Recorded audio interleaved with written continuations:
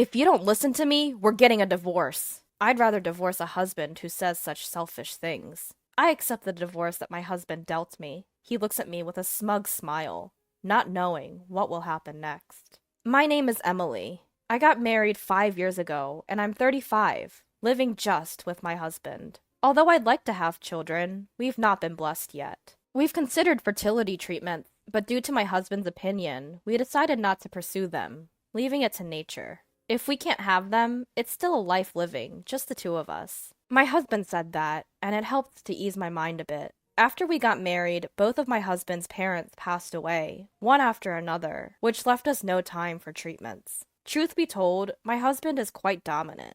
My husband was originally senior at work. In front of relatives, he'd refer to me as his foolish wife, and if I made a mistake, he'd scold me without mercy. Since our relationship was hierarchical before marriage, it continued even after marriage. This may make my husband sound like a bad person. He has his gentle side too. When I was his subordinate, he gave me accurate advice and guidance when I made mistakes or when things didn't go well, and he'd express his appreciation for my hard work. More importantly, he was the one who encouraged me when my beloved grandfather passed away and I was feeling down. This led us to start dating and eventually got married. After getting married, I retired and am now a full-time housewife. Hey Emily, I'm home. Welcome home. My husband usually gets home after 9 p.m. Being a manager, he has a lot of work and is almost always in overtime. You're late again today. You must be tired. I pick up the shirt and socks that my husband has taken off and talk to him. He just sits on the sofa and doesn't say a word. It's always like this. He must be really tired. I start preparing dinner for him, and when I finish serving him, he begins to eat without a word. After he finishes eating, in about 10 minutes, he heads to the bathroom. I prepare a bath towel and underwear for him and start cleaning up after dinner. And when he comes out of the bath, he goes straight to the bedroom. My husband has always been a man of few words, but I wonder if the recent promotion has been building up his fatigue. For the past year or so, there's been very little conversation between us. But even so, I trust and love my husband. Because he was the one who was with me when I had the hardest time. I lost my father in middle school and my mother in my freshman year of high school. Afterwards, I was taken in by my grandfather and raised by him. My grandfather, who treated me like his own daughter and loved me dearly. I adored my warm and kind grandfather. I wanted to give back to my grandfather when I started working. With that thought, I saved money after getting a job, took my grandfather on trips, and shared delicious meals with him.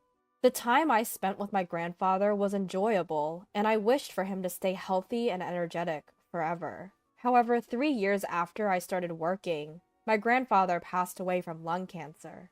I was literally left all alone. I knew I would have to part with my grandfather someday, but I didn't expect it to come so soon. Wished I could have done more for my grandfather. We could have spent more time together. I was so sad, spending every night crying. The person who noticed my change was my then boss, my husband. My husband genuinely listened to me, saying, "You've been through a lot.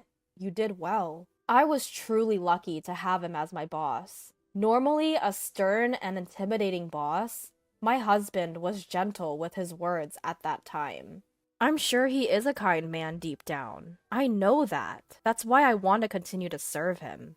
I think so. On such a day off in the afternoon, the home phone rang. Hello?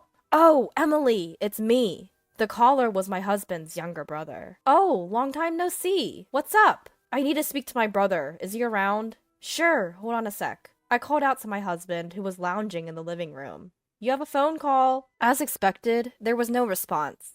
Without a word, my husband took the phone. Hello? Hey, how are you? What's up? His face, which had been soured just a moment ago, immediately turned into a smile when he picked up his brother's call. My brother-in-law, who was 15 years younger than my husband. Perhaps because of the age gap, my husband dotes on him a lot. I hear that he is living a blissful life with his beautiful wife he got 2 years ago.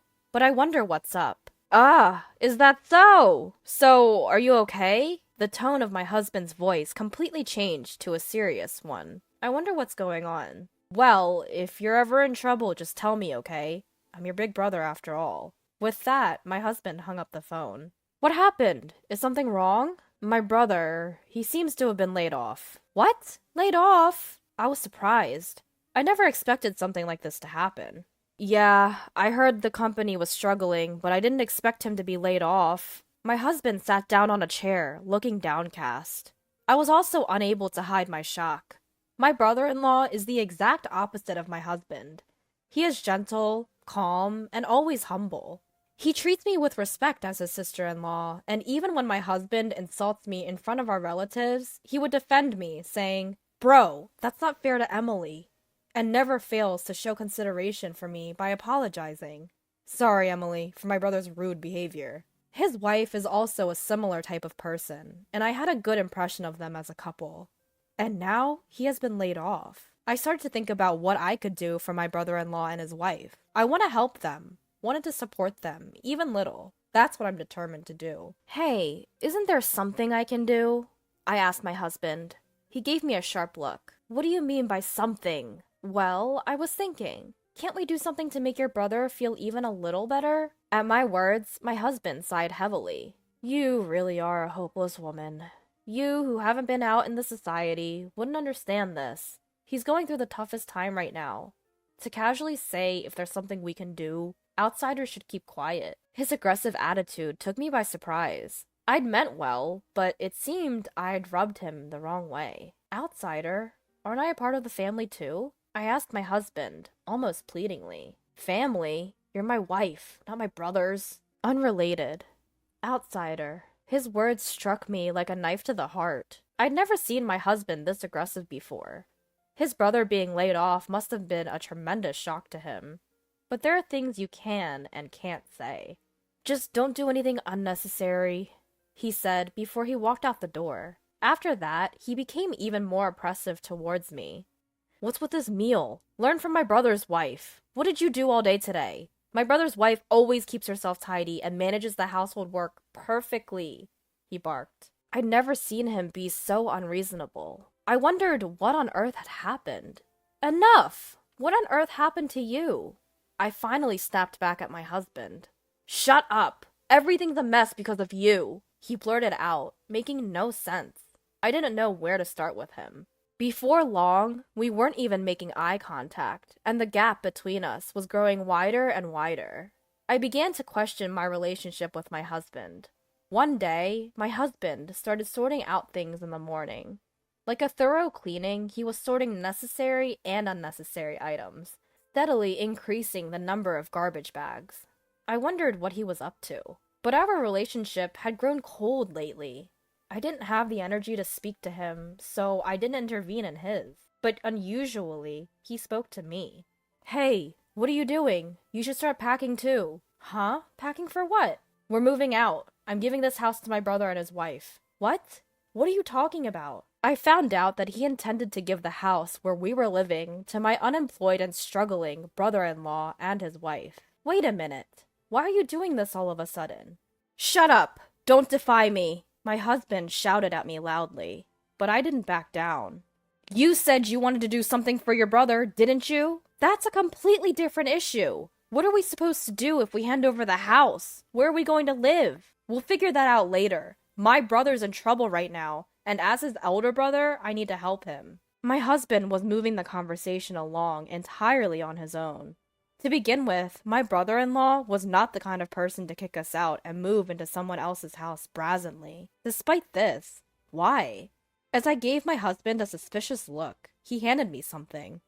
If all you're going to do is talk back, you're of no use to me anymore. We're getting a divorce. Get out of here, right now. He threw at me the divorce papers already filled out. I couldn't believe he was proposing divorce. Stunned by my husband's unexpected move, I could only stand there. And yet, it felt strangely appropriate. I didn't feel like we could continue as a couple, even if we stayed together. Maybe this is a good opportunity. I picked up the divorce papers that had fallen to the floor and signed them, without a word. My husband was watching me with a triumphant smile. His expression was so comical that I almost burst out laughing. When I had finished filling out the divorce papers, I turned to my husband. This house isn't yours, is it? Huh? This house is the one I lived in with my grandfather. And the land was his too. They both passed down to me, remember? At this, it was my husband's turn to be stunned. If it's in my name, how are you going to hand it over? Huh? How are you going to? I pressed my husband with questions. No. I mean, my husband suddenly became flustered. Did you forget? You moved into my house before we got married because you thought it was a waste to pay rent. I've been paying the property taxes on the house and land every year because they're in my name, and you haven't given me a penny. Well, it doesn't matter anymore. Once these papers are filed, our divorce will be finalized, and we'll be strangers. Wait a minute. Let's calm down. Calm down? That's my line. You're handing out divorce papers like it's nothing. How selfish can you be? It's unbelievable. I unloaded all my pent-up frustrations on my husband. I loved my husband, and I thought he loved me too, but maybe that was just my misunderstanding. I never expected the end of our marriage to come so quickly. Emily, wait. This is a misunderstanding. Let's have a talk. Talk about what? You were the one who brought up divorce first, weren't you? I've had enough of you. Saying this, I carefully put away the filled-out divorce papers. It's a holiday today, and I'll submit them first, tomorrow morning. My husband lay on the floor in a daze. No, this can't be, he muttered. I said coldly, without any sympathy, This is my house. Please leave immediately. Once the papers are filed, we'll be strangers. I can't live under the same roof with a stranger. My husband grumbled until the moment he left, but I did not waver at all. After all, he's a stranger now. There's no need to show any mercy. Even when my husband cried and clung to me, I didn't feel anything. And then my husband left the house as if resigned to his fate. News of my divorce from my husband spread quickly at his company.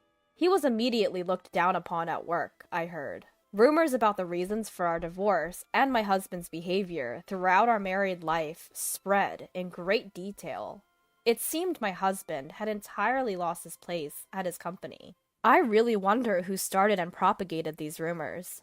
All I did was answer the questions his colleagues and subordinates asked me, and nothing more. Then, about 6 months after our divorce, I ran into a person I'd rather not see when I was returning from the real estate agency. It was my husband. Well, since we're divorced, he's my ex-husband now. It seemed like he had been lying in wait for me to come out of the agency. The whole situation was quite unsettling. Even when I tried to ignore him, he continued to follow me persistently. Finally, out of patience, I reluctantly agreed to talk with him. Enough! If you have something to say, just say it quickly. Emily, I've always despised you, he declared. What? His sudden proclamation left me baffled. It turned out he had been blaming me for his brother's layoffs. Huh? Why would that be my fault? Ever since we got married, bad things just kept happening, he insisted. Indeed, after we got married, unfortunate events, like his parents passing away and him getting injured, occurred. But his father was already hospitalized before we got married, and his mother was always frail. His injury was a result of his own drunken clumsiness. He tripped over a curb and broke his wrist. Still, in his mind, it seemed like I was the person responsible for all the misfortune. So you think I was the cause of all the misfortune, and that's why you hated me? I always thought you were just a bit awkward, but you were simply despising me, huh? I was thoroughly exasperated with him. He just kept blaming everyone else without taking any responsibility. There was no basis for his accusations. I couldn't believe someone like him managed to be a supervisor at his company. I began to worry about his subordinates, fearing they might be unjustly criticized for no reason. When did this reliable superior turn into such a person? And I felt a bit pitiful for having been married to someone like him. But even after divorcing you, bad things have kept happening to me. What kind of bad things? At my question, he rolled up his sleeves. There were exposed, painful-looking burns from a fire. Actually, my apartment burned down 3 months ago. But that's not all. I lost my wallet, making mistakes at work. Plus, my brother's been acting cold to me and hasn't been in touch recently. So even after we split, his misfortunes continued. Well, that's to be expected. To be honest, Hearing such stories doesn't make me feel sympathetic or sorry for him at all. After all, these are all consequences of his own actions, and I have nothing to do with them. Please, Emily, come back to me. I can't do it without you, okay? We've been a couple for so long. Didn't I take care of various things when you were still a working woman? And didn't I help you so much when your grandfather passed away? Didn't I? Looking at this man in front of me, trying to guilt trip me, I felt a chill run down my spine. All your misfortunes are from your actions that took. Maybe you should take a good look at yourself and do something about your bad habit of blaming others for everything. With that, I walked away from him. Emily! Wait up! Emily!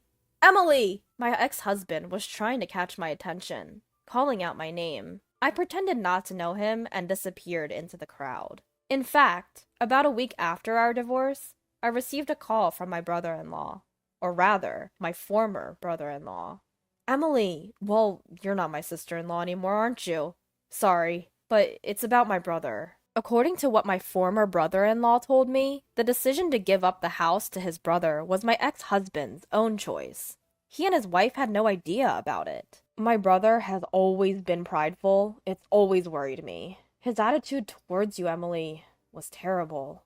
My wife and I felt so sorry watching it all. He truly is a kind-hearted person. I wonder how two brothers could be so different. I don't know if it's okay to say this, but I think it was good that you divorced. I want you to be happy, Emily. Thank you. I'm glad to hear you say that. Then he told me he found a job quite soon and that he was somehow making ends meet.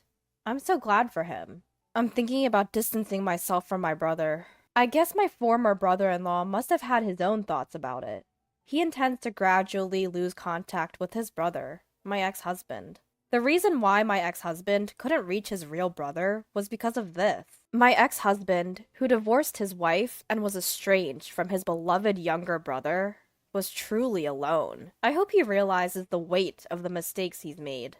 But before that, I need to disappear from his sight. On the day I met my ex-husband again, I had just signed a contract with a real estate agent to rent out the house I inherited from my grandfather. The house is too big for me, but I can't just let go of the house full of memories with my grandfather. I'd rather have someone who wants to live there reside in it. I'll change my cell phone number and where I live and completely cut off my relationship with my ex-husband. I'm only 35 years old. I still have a long life ahead of me.